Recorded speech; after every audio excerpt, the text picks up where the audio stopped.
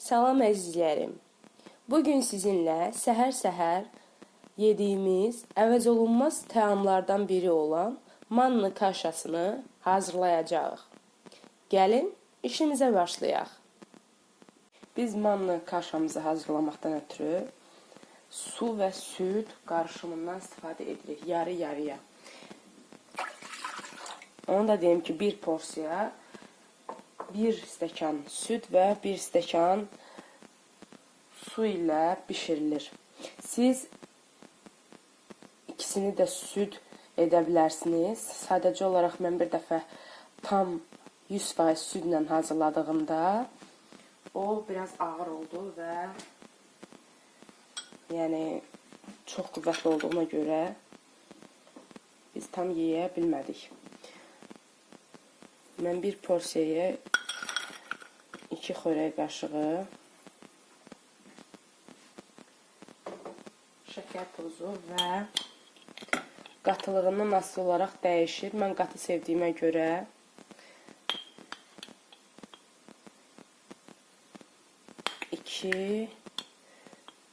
onda 5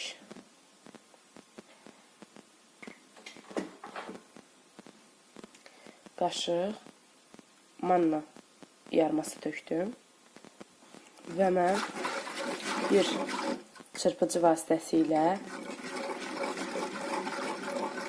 şəkər tozu və mannanı hardasa bir 70% süddə həll edirəm.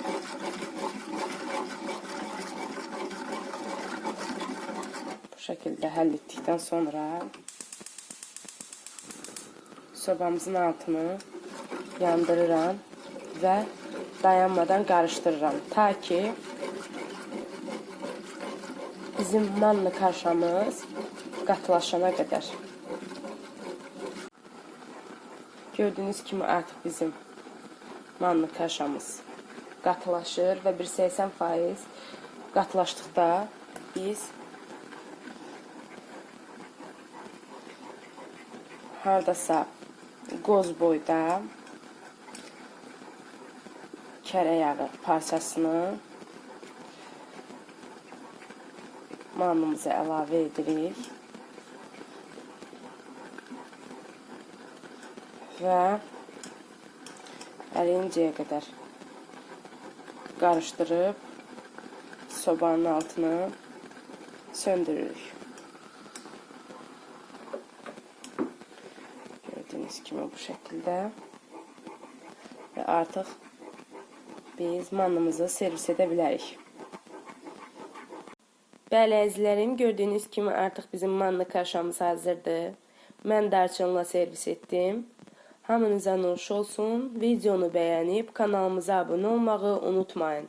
Gələn reseptlərdə görüşənə qədər.